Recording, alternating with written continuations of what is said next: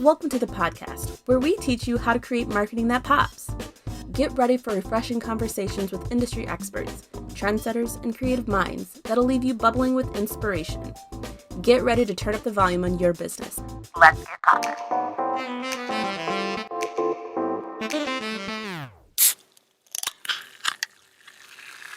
Welcome back to Marketing That Pops. I am Olivia. And I'm Michelle. And today we are joined by Bethany Moore. She's a cannabis advocate and the director of content strategy at market growth at the GMP Collective. With over 2 decades of experience, including hosting NCIA's Cannabis Industry Voice podcast, she's now focusing on cannabis business understanding and implementing GPM standards. So Bethany, welcome to the pod. Thank you so much, Olivia and Michelle. Appreciate you. Yes. Excited to Thanks chat. for being here.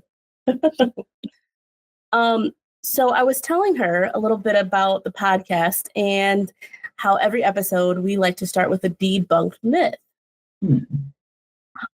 So this episode will be no different. And when we're talking about advocacy in the cannabis industry, what would you say are the important things that we need to advocate for? Well, especially when we're talking about the industry, because cannabis is still Schedule I on the Controlled Substances Act, there's a lot of limitations on cannabis businesses. We're still operating in gray area. So what's really difficult, banking has been a big issue for cannabis businesses. And Section 280E of the IRS tax code is really strangling these businesses. Any cash coming in, because we're not using banks, right?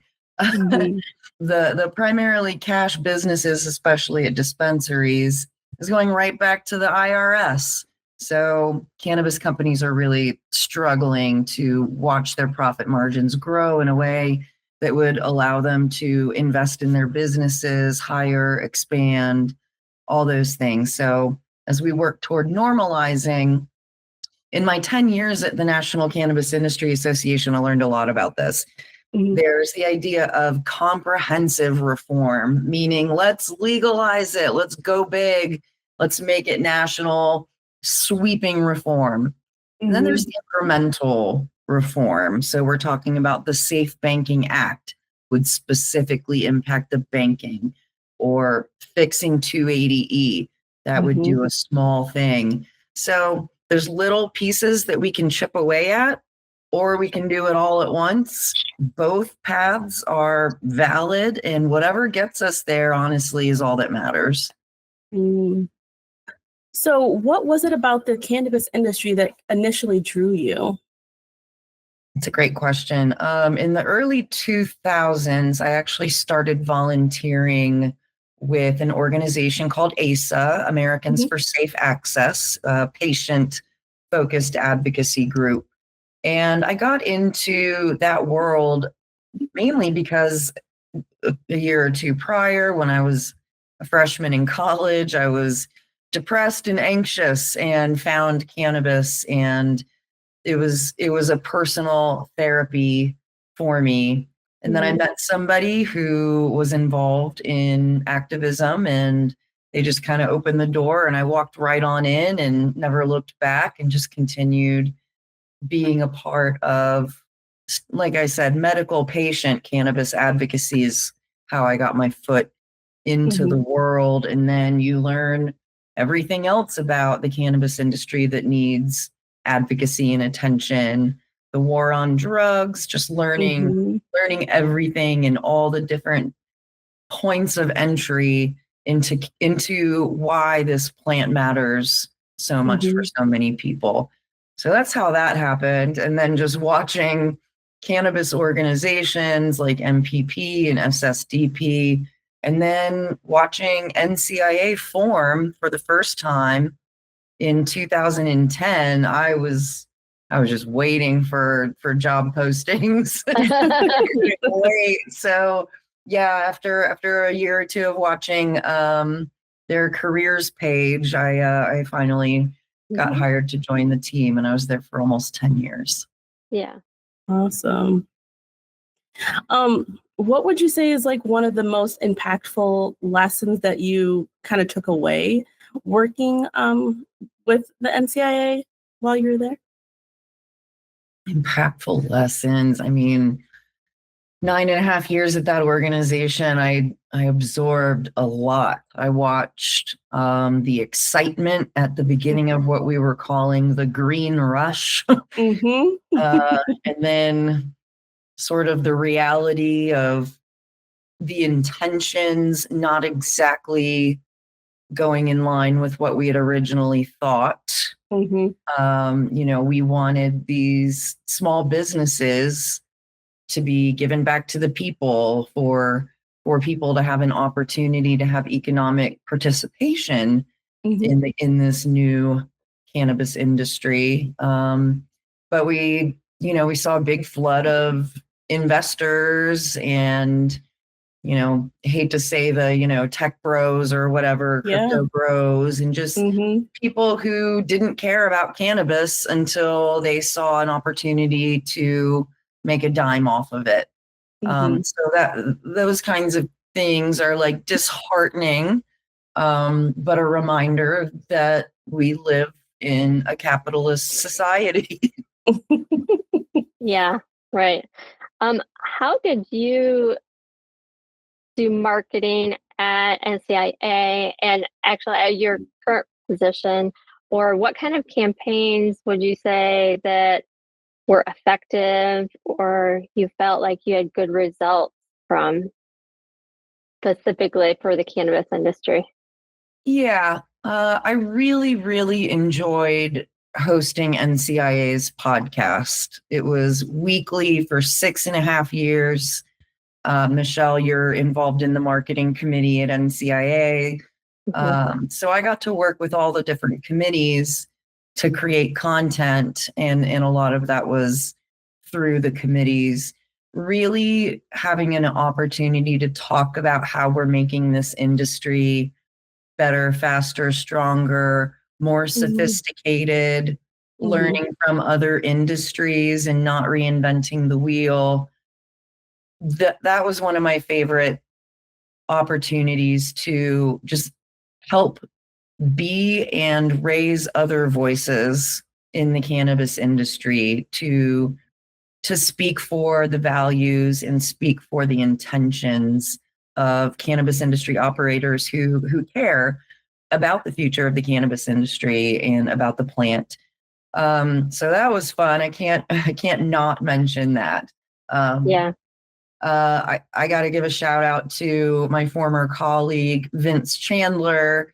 He was my direct report and my videographer, video editor, and social media guy. And we produced a lot of really cool videos. And my favorite videos were when we went on our annual Washington, D.C. trip to lobby Congress and in March, not in March, but drag our feet through the halls of Congress and maybe have a Bernie Sanders sighting, but really be part of a very exciting 2 to 3 days with Mm-hmm. cannabis industry professionals, being guided by the government relations team at NCIA to go out and have these meetings.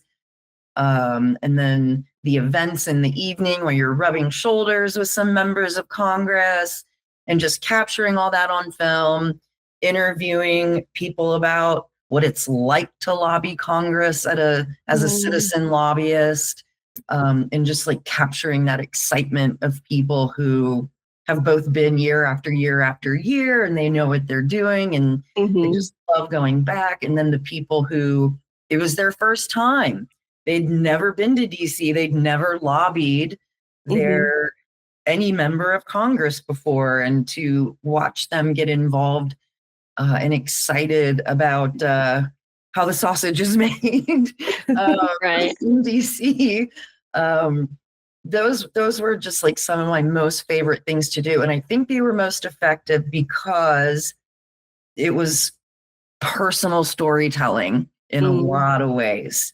It was people not just regurgitating, whatever talking points. They were being genuine and talking about their genuine experience, which, that kind of storytelling to me is my favorite kind of marketing. It's just more human, more real, more authentic. Mm-hmm. What about at your current position? How do you, what kind of marketing are you doing there? And how has that been, transitioning from NCIA to your current role? Yeah, that's a great question. So going from the nonprofit advocacy world to a for-profit consulting firm that's steeped in science, which I do not have a science degree at all. So the biggest challenge of this role was, one, the steep learning curve of what the heck are GMPs and what is ASTM International, and just a whole nother world of alphabet soup to wrap my head around. And then saying, okay, how do I take these concepts of the end goal being consumer safety in the cannabis industry? The light bulb went off for me that it's important, because I want this industry to be successful. If too many cannabis companies are having recalls or contamination issues, it's going to drag us all down. So the more that we can press upon the industry that ensuring consumer safety, ensuring that these products going out to customers, you feel confident and can prove it through good manufacturing practices. That's why I know it's important, because if we don't keep that end result, and that's what the FDA cares about, and that's what state regulators care about, and that's what members of Congress care about, et cetera, that's the end goal. So how do I explain this to CEOs and CFOs and other, management of cannabis operators who also don't have science backgrounds, or maybe it's a cultivation background, but not GMPs, right? Okay, well, let me try to create a narrative around what this standard is, or what this scenario is, so that, I can walk people through in their imagination the why, the impact. If you do it the right way, yay, success, no recalls, good ROI, your employees are happy, all kinds of positive benefits. The regulators popping in are happy. If you don't take these precautions, here are things that could go wrong, and here's what that looks like. And because you didn't invest in getting some support to set up your GMPs, you had a $3 million recall of products. Right. Not only that's expensive, just getting the product back. Your brand reputation, any lawsuits, like this continues to get more and more expensive. So I heard one of our lead consultants mention this the other day, something along the lines of what's that penny pinching pound? I just butchered it, but the idea that spending a little bit on something preventive up front will save you multiples down the road when something goes wrong. Yeah, that reminds me of the IT industry, because my husband owned a managed service company, and people don't really think about certain things like backups or, cybersecurity or any of that. And they're like, we're not going to do that. Not yet. No, we don't have the money. And then they get hacked. And then they got to come up with like $100,000 or something. And it's that same mentality. It's like, how do you get through to these people to really teach them, no, this is important, and until they learn, sometimes, it's just difficult, because you're like, just trust me. You really do need this. And it's kind of like insurance too. It's like, yeah, nobody likes paying for it, but in the end, it's better. Bad press, like you were saying, your brand is like totally like killed when something bad like that happens, and just the security of your business now is at risk.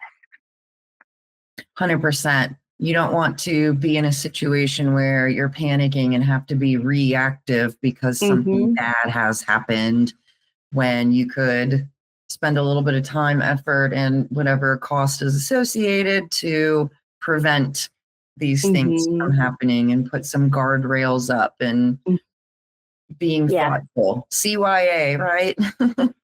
Yes. How many people come to you like in a panic, like after the fact, like, oh no, like blah blah blah, we have to do a recall, help? Do you see that happening in the industry? Or I guess like what's the scenario of a customer like reaching out? Are they really being proactive, or is it a lot of reactive prospects? That's a really good question. I've been in this role for just about a year, so just trying to wrap my arms around it. Some of our new clients have come to us because they're not a new company. They've been around probably 5 years or so, but they're experiencing growth and growing changes and growing pains. So when I go over like this little checklist I have of like, do you have these basic things in place? And they go, yeah. Oh, no. Oh, gosh. Oh, dear. Oh, gosh. We need that. I'm like, great. We can help you. So they're a company that they know they're growing. They know they want to stay in the market for another 5 years at least. And they also have enough foresight, which is very difficult to achieve in the cannabis industry. Any kind of crystal ball predictions for cannabis are a joke, but they see the writing on the wall whenever that happens. When we move to Schedule 3, or we deschedule, or we get federal legalization, or whatever that looks like, they know the writing is on the wall that they're going to require GMPs and that they need to protect their business. So it's just that critical point where they're like, dang, we should totally do this now. Or we should do this very, very soon. So that's kind of what I've seen. It's almost like, a few stars have to align in the sky for that company to be like, yes, the timing is right now. Let's jump on that. And yeah, I think more and more companies, now that we're past this election cycle and we're going to wait to see what the 47th president chooses to do in the direction of cannabis, that will also be telling. But it's inevitable, whether it's 3 months from now, 3 years from now, however many years it takes for us to make further progress. That's where we're headed. European GMPs, EU GMPs. If, let's say, you want to be an international brand, like EU GMPs are even more strict than they are in the US. It's the same concept you're going to see with food and dietary supplements. Similar ideas. Our laws are a little bit looser. Our regulations are a little bit looser here in the US than some other countries, especially in Europe. And I hear the food is much better in Europe too. Like something about the pasta being made from different wheat makes all the difference. So those kinds of things. And GMPs, they don't mean you're doing things perfect. It's good manufacturing practices. Not great, just good. Good should be a baseline. And if we're not getting to the baseline of having GMPs, like that's really what I hope more cannabis operators come to understand, that we've been operating in this like kind of Wild West situation, and regulators are doing their best to catch up and learn from the operators and vice versa. But in the long term, that's where we're headed, is GMP requirements. And many of our GMP requirements and a lot of the consulting that my company would provide are provided by and through the work done at ASTM International, which is a international standards setting organization that's been around for 125 years, creating standards on everything from bike helmets and seat belts and roller coasters, and railroad tracks were actually one of the first standards that were produced. So if you're driving from Colorado to Wyoming, the tracks don't suddenly change and you go off the rails, literally. So just thinking about it that way, it's like we don't have to reinvent the wheel for cannabis. We can look to other industries that are similar, and we can just tweak and adjust and adapt. We don't have to go back to the drawing board in most of these cases. So there's a lot of guidance and support and collaboration and opportunity for us to, again, we are still building the plane while it's in the air, which is, something I've been saying about the cannabis industry for years. So it's turning into quite the Frankenstein plane. But we're still making a lot of great progress, and it's in a collaborative way, at least on this side of things, with the standard setting and GMPs. And what type of marketing tactics are you using to communicate all of this? Are you doing emails? Are you like on social? Are you doing ads? Are you just doing like events, getting involved in the community? What is working for you guys? Yeah. So I have worked with the GMP Collective's CEO, David Valancourt, to write and publish some articles through a couple of external cannabis publications. So it's been great to have that opportunity to have somewhere to get the word out. What the heck are GMPs?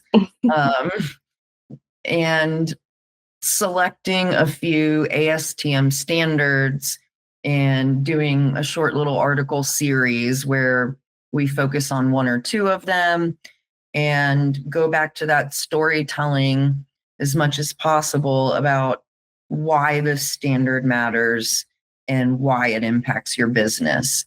Always the how and why, not just the what.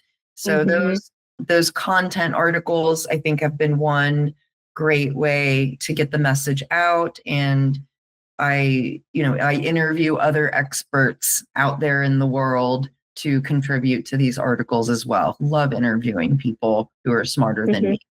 And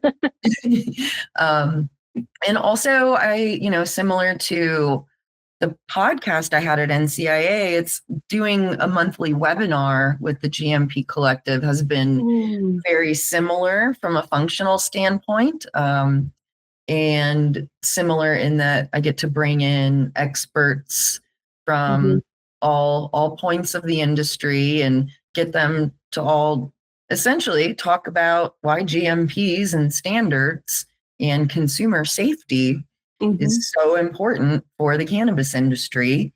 And the January episode that's launching January 29th is all about cannabis beverages. So taking a deep dive into that part of the industry and bringing in experts who work in that segment of the cannabis industry. And let's not forget hemp-derived beverages is, getting an opportunity to have these conversations with experts and all get on the same page about why it's important. And honestly, the audience for the GMP Collective's webinars, a good third of the audience are regulators from states across the country. So they are hungry for this information just as much as the operators themselves and the ancillary companies who support them. So the content marketing has always been my forte. So the publications and the webinars are the two that I'd like to point to the most. And then a little bit of offering some helpful information. I developed is your GMP facility, is your facility GMP friendly? And it's just a cute little checklist. But it's, you go to a form and fill it out. It's a lead capture form. Yeah, we love that. Love me some lead capture. So, and that's a popular resource. So I think those are the three tactics that come to mind for me in this role. And of course, I'm just always trying to think of more helpful resources that could be put behind a lead generation form. So people that want our information, they can get into our CRM and continue to get information from us. Yeah. And it's the simple things like that that people are looking for. We just did an event blog, and we did a downloadable piece on that, and we got so many downloads, and all it was is just a calendar of the cannabis marketing event. So it's just like, wow.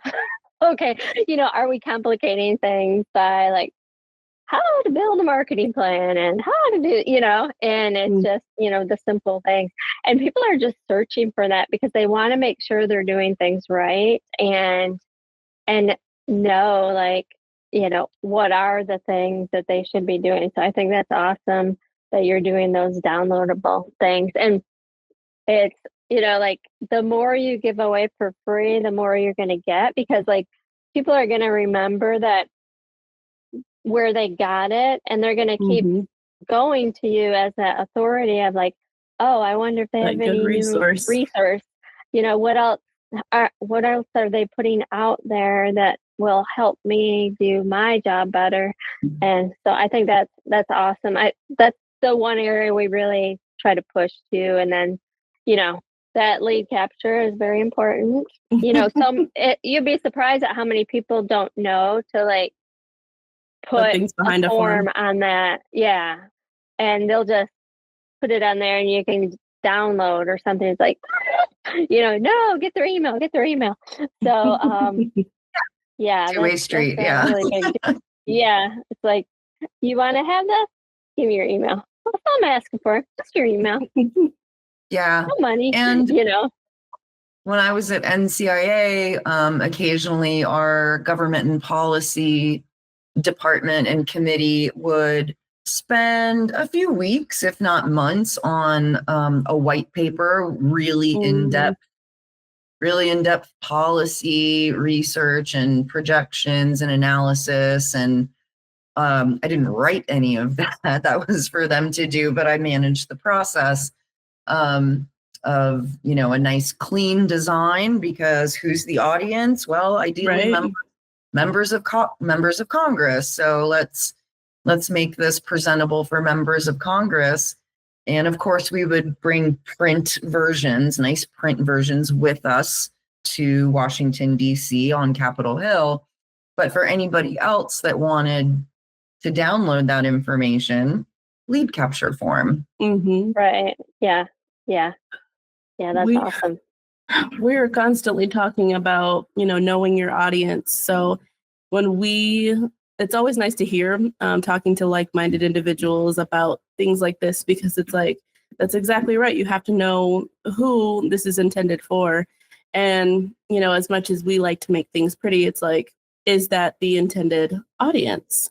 So is it valuable to them? because that's the key. Like, they're not going to download it if they don't think it's something they can use, or, something they could refer to and so forth. And I know sometimes we have clients that do want to make things too technical, for their audience. And we really try to help them at, not talking like a scientist, right? I mean, sometimes you have to, but like, I know in your situation, you work with a lot of scientists in that, but it's like, how do you simplify some of the complicated things that they're trying to tell people, that people just are glazed over, like, I don't know what you're saying.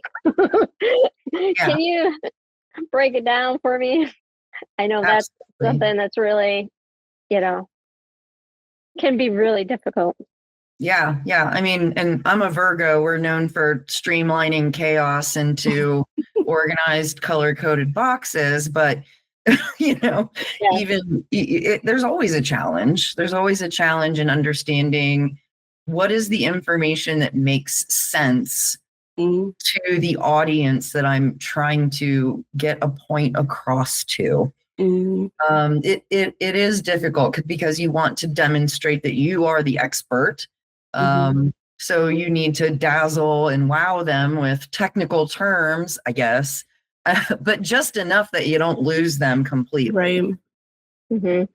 They have to understand, at least if you can like bullet form, because people really scan, it's not very often people sit down and just read the entire, like, typically they're scanning through that white paper, right? And it's just like the things that are important kind of have to pop. And how do you do those types of things? So we do a lot of drip campaigns too, where if we have like a tool like that, we may like send out like drips of, say, like 7 tips to whatever, and then we'll do an email blast, and each week it's a different tip and so forth. It's just staying top of mind and making sure you have call to action, and that's really important. So when you were talking about beverages, I keep seeing all different types of beverages popping up. And in fact, we have a client that we're working on some design and branding things with. And they have, it's like a Keurig, like, the cup, the K cup, and it's THC is in these K cups. And he just loved coffee and he ended up getting hooked on things and was trying to wean himself off. And in the meantime, this is what he came up with as, infused coffee. And it's a really cool concept. And there's so many things like that are, wow, like these people are really being creative and coming up with not the same thing, right? Everybody has flour, everybody has gummies. Like, what else are people into that maybe would be helpful for them? And so that's kind of a fun project that we're working on. Yeah, I was at MJ Unpacked in St. Louis, Missouri. Were you all there by chance? No. Yeah, that was interesting. I got to see a couple local Missouri companies, edibles companies that had more than just your average chocolates and gummies. They had popcorn, Cheez-Its. Oh yeah, I've seen those. Yeah. Yeah. So that was pretty cool to see. Like, how many, I don't even I like chocolate, but how much can I really eat without getting sick? Right. Yeah. And, gummies are fine for sure. Love those. But yeah, having other types of snack options would be great. I have a friend, Garrett, who is in the cannabis industry also, that loves hot sauces. I'm hoping one day we'll get him a cannabis infused hot sauce or something. Right. Yeah. We have another client that they have a salon, like a beauty salon, and they have like THC infused, massage, and it's really to help with pain management and stuff. So, it's not what you think of as your traditional, which is kind of cool because people are being creative, and it's not just, oh, I just go to a dispensary, So Yeah, very topical fun. is definitely another great part of the market. Mhm. Yeah, awesome. I know you said that it would be hard to kind of look at a crystal ball and kind of think about where the cannabis industry is headed.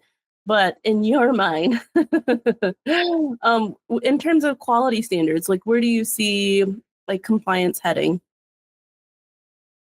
Yeah, great question. Well, given the long-term path of whatever federal legalization looks like, we're still on a state-by-state model basis here. Mhm. 19 states currently require some kind of GMP Mhm. for operators. They it's not identical from state to state. Especially for the states that legalized on the earlier end of the last decade, regulators were a little less unsure what to do. So sometimes they looked at regs from cultivation or food or dietary and just kind of plopped that on top of cannabis. As we've continued to learn more, those regulations have gotten a little bit more specific and appropriate for the cannabis industry. So yeah, I don't know when, but I do know it is headed in that direction. Every product, from a Sharpie magic marker to food we get off the shelf at Whole Foods, they all come from facilities that have been GMP certified or follow GMP practices. The certification is kind of a nebulous thing, but it's if you're a small business owner of any kind and you want to get, let's say you're making cookies in your kitchen at home and you're selling them to your friends, but you want to market this product in a store, that store is going to say, okay, show me that you're producing these in a GMP facility first and foremost. And you won't be able to do that if you're not. Often you can piggyback onto like a co-manufacturing situation. So you don't have to start from scratch. You can find another facility that's GMP, that operates on GMPs and see if they have room to squeeze you in. Otherwise, if you're an operator in cannabis, back to cannabis, your new facility or your retrofitted facility or your existing facility, at any of those stages, applying GMP principles to those is going to be worth it for the long term. And like I said earlier, the regulators will be happy to see that you're doing that. It'll ease some of their worries. Your consumers who are aware of consumer safety concerns are going to feel more confident in your brand and in your product. And you as an operator can sleep a little easier at night knowing that you don't have a mop contaminating something from one room to the other because you've got a system in place for that, Yeah, awesome. My last question for you would be, at what point do you think operators should be reaching out to you? I think, when we think about marketing and people are like, oh, what do I need to have before I can make a marketing plan? At what point do you think, someone should reach out to you? I would like them to reach out before they need to. That would be great. As they think about their long-term plans, I think they should think about, is my quality management system for my business set up for success? And if I can't answer a confident and resounding yes to that, then reach out to us and we can tailor a package of consulting depending on where you're at in your GMP journey, as I like to say. And then sometimes a quality person they've got their hands full with day-to-day operations. So maybe they just need one or two of our consultants to come in for a few days or a few weeks and just kind of tighten the screws here and there and, dust off some binders for you and rearrange some things and then send you back on about your way. But also there's an opportunity to bring us in with a more sleeves rolled up. We're really getting in there and working alongside you for as long as you need. So there's a Goldilocks solution out there for these operators for wherever they're at. And like I said, call us before you need us. Yeah, that's the key, right? I don't know how to really impress that messaging without using scare tactics, which isn't really that's not my marketing value system. So, I prefer to educate and empower. But the truth is, the urgency of, I don't know when rescheduling is going to happen, but, the writing's on the wall. So either start now and get ahead of your competitors. There's a lot of reasons to think about prioritizing it sooner rather than later. If your number one competitor beats you to GMP compliance, they're 2 steps ahead of you. So why not get in front of them, or at least keep up? Yeah, right. So just for our audience, can you tell us where they can get that list that you were talking about, that they can download and get more information from you? Yeah, absolutely. The GMP Collective's website is gmpcollective.com. And in our drop-down menu, you'll see an option to download a free checklist. It should be fairly easy to find. Yeah, just find that top menu and drop down, and the free checklist is there. If for any reason anyone's having any issues with that, please email me. It's Bethany@gmpcollective.com. Definitely follow GMP Collective on LinkedIn. We also have a YouTube channel where we archive all of our webinar episodes, of which we're going on 28 episodes of really valuable information with some really bright minds all across the cannabis industry. So those are some good places to find us for sure. And please find me personally on LinkedIn as well. My name's Bethany Moore, of course. My LinkedIn is Beatnik Betty. I will never give up that social media handle. It is mine.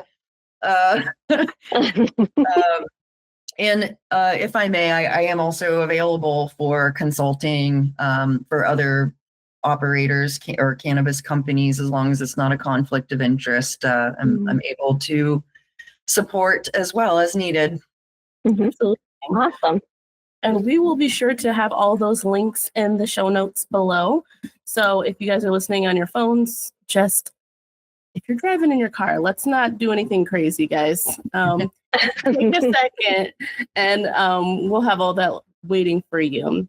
We want to say big thanks to Bethany for being on the pod today. Thanks for sharing all of your insights. Yeah.